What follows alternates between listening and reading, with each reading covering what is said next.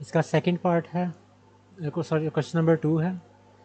पहला पार्ट हमने question number 1 कर लिया था, वो सारा MCQs का था। तो रिव्यू एक्सरसाइज है, इस वजह से थोड़ा सा हम तेज़ चलेंगे। कैसे कन्वर्ट किया जाता है π/180 से। अब पीछे आंसर्स जो हैं वो सारे आपके पास फ्रैक्शंस में दिए हुए हैं।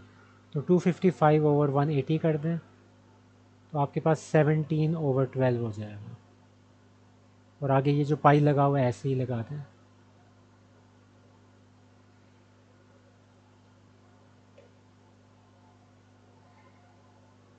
Second part 72 degree 45 minutes. सबसे पहले इसको सिंपल डिग्री में लेके जाना है, मिनट्स नहीं होने चाहिए। तो वो कैसे कन्वर्ट करते थे, 1 घंटे में कितने मिनट्स होते हैं 60, तो उससे डिवाइड कर दें तो अब ये कन्वर्ट हो गया डिग्री के अंदर। तो 75 डिग्री प्लस 3/4। तो इन फ्रैक्शंस को सॉल्व कर लें तो आपके पास आ जाएगा 303/4 डिग्री। अब डिग्री में कंप्लीट आ गया आपके पास। तो अब आप इसको कैसे करेंगे, अब फाइनली आपने इसको रेडियन में कन्वर्ट करना। तो π/180, यहाँ से ये डिग्री हटा दें क्योंकि अब ये कन्वर्ट हो चुका है। पाई को छोड़ के बाकियों को आपने फ्रैक्शंस के तौर पे सॉल्व करना है, यानी कि 303/4 मल्टीप्लाई बाय 180। तो ये आपके पास आ जाएगा 101/240 पाई। 20 सही है, ये आपका आंसर। थर्ड पार्ट है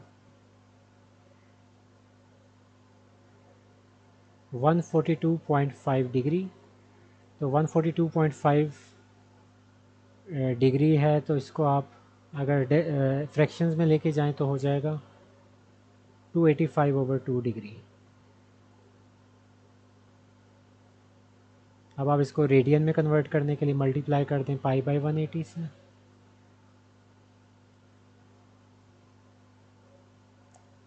तो इसको और इसको आपने सिर्फ सॉल्व करना है। तो 285/2 और डिनोमिनेटर में ही 2 से मल्टीप्लाई कर दें 180 को, तो आपके पास 19/24 हो जाएगा।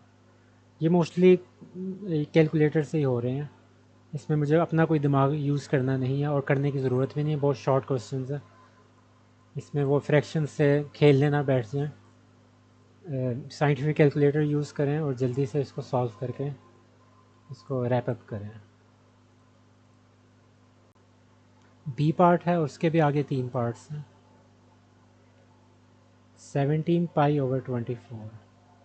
सबसे पहले आपने इसको कन्वर्ट करना है डिग्री के अंदर। डिग्री के अंदर कैसे कन्वर्ट किया जाता था, उसका रेसिप्रोकल यानी कि 180/पाई। पाई पाई से कैंसिल हो जाएगा, आपके पास 17 मल्टीप्लाई बाय 180/24। ये आपका आंसर आ जाएगा 127.5। अब ये डिग्री में कन्वर्ट हो गया। अब नेक्स्ट स्टेप है, उन्होंने कहा है कि इसको एक्सप्रेस करना है आपने डिग्री और मिनट्स के अंदर। मिनट्स के अंदर तब आंसर दिया जाता है जब आपकी डिग्री की वैल्यू डेसिमल में जा रही हो, जिस तरह यहाँ जा रही है। तो सबसे पहला काम होता है कि आप इसके डेसिमल को सेपरेट करते हैं। इंटेग्रल पार्ट है प्लस 0.5, ये जो 0.5 था इसको आपने सेपरेट कर दिया।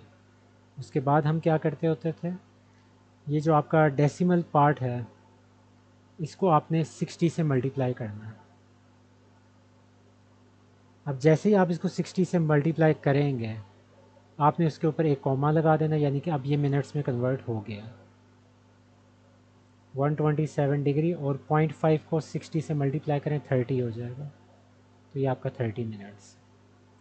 अगर यहाँ भी आपको याद होगा, अगर यहाँ फिर भी मिनट्स के अंदर डेसिमल्स रह जाए तो फिर आप दोबारा से उसका डेसिमल पार्ट फिर अलग करते हैं, उसको दोबारा 60 से मल्टीप्लाई करते हैं, वो आपके पास सेकेंड्स आ जाते हैं। तो ये पहला पार्ट है।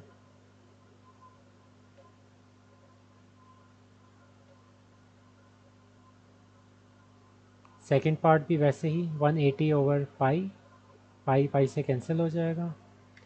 7 मल्टीप्लाई बाय 180 डिवाइडेड बाई 12, ये आपके पास पूरा का पूरा 105 डिग्री आ गया।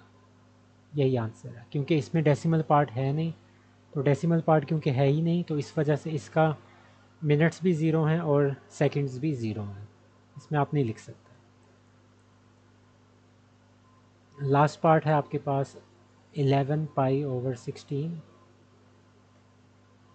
तो 11 pi over 16 multiply by 180 over pi. Pi pi से कैंसिल हो जाएगा, आपके पास रह जाएगा 11 मल्टीप्लाई बाय 180 ओवर 16, तो 123.75 डिग्री। तो 123 डिग्री जो इंटेग्रल पार्ट है इसको सेपरेट कर दें, डेसिमल पार्ट जो है उसको अलग लिखते हैं।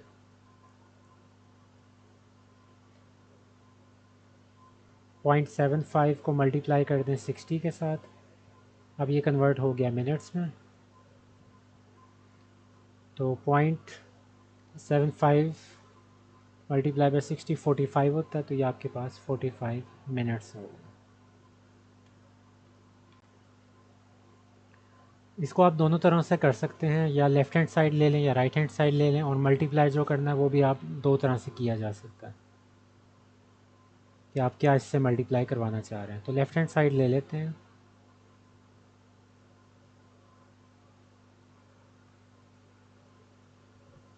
इसमें आपकी मर्ज़ी, आप साइन थीटा से मल्टीप्लाई करवाना चाहते हैं या इसको रैशनलाइज करने के लिए इसका कॉन्जुगेट 1 प्लस कॉस थीटा से मल्टीप्लाई करना चाहते हैं। रैशनलाइज नहीं, खैर यानी कि कहने का मकसद ये है कि इसका कॉन्जुगेट जो है उससे मल्टीप्लाई करवाना चाहते हैं। तो 1 प्लस कॉस थीटा, इसका ऑपोजिट साइन, उससे मल्टीप्लाई और डिवाइड कर देते हैं। तो ऊपर आ जाएगा sine theta multiply by 1 plus cos theta. नीचे क्या हो जाएगा आपके पास, फार्मूला कंप्लीट हो गया, ए स्क्वायर माइनस बी स्क्वायर का, नीचे ए माइनस बी ए प्लस बी है।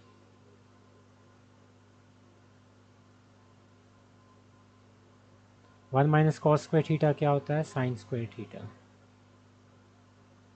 ये पूरा थीटा है, यहाँ इसकी एक पावर कैंसिल हो जाए क्योंकि इसके अंदर दो हैं। साइन स्क्वायर थीटा का मतलब क्या होता है, दो साइन थीटा हैं, तो एक ख़त्म हो गया, एक रह गया नीचे। ऊपर 1 प्लस कॉस थीटा, नीचे आपके पास साइन थीटा है। तो 1 plus cos theta over sine theta, यही आपकी राइट हैंड साइड थी।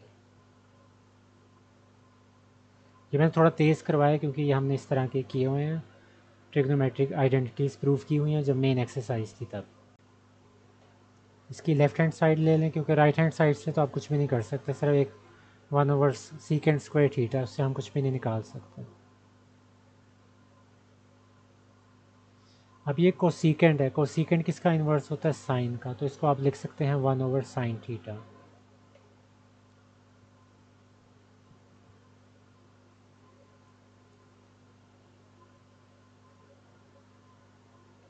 यहाँ आप एलसीएम ले लें, नीचे साइन थीटा आ जाएगा, यहाँ क्रॉस मल्टीप्लाई हो जाए करके ये आपके पास 1 माइनस साइन स्क्वायर थीटा हो जाएगा। ये साइन थीटा इस साइन थीटा से कैंसिल हो गया। 1 माइनस साइन स्क्वायर थीटा, ये किसका फार्मूला होता है, कॉस स्क्वायर थीटा का।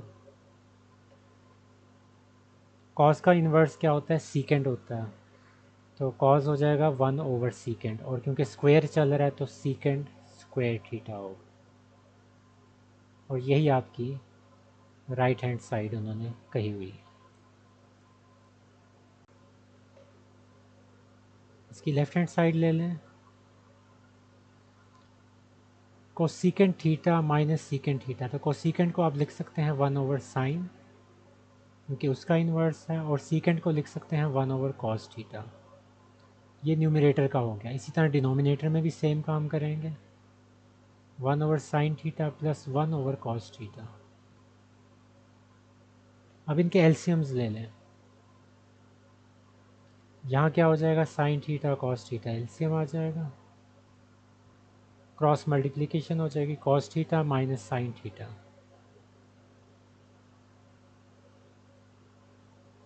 डिनोमिनेटर में भी ऐसे ही होगा, एलसीएम उनका फिर वही है, साइन थीटा कॉस थीटा, और यहाँ क्रॉस मल्टीप्लिकेशन होगी, cos theta plus sign theta plus है, ये आपकी सेम वैल्यूज़ हैं, कैंसिल आउट हो जाएंगी। तो आपके पास होगा cos theta minus sine theta cos theta plus sine theta. अब आपको चाहिए क्या, आपको चाहिए tan थीटा एक जगह नज़र आ रहा है आपको बनता हुआ।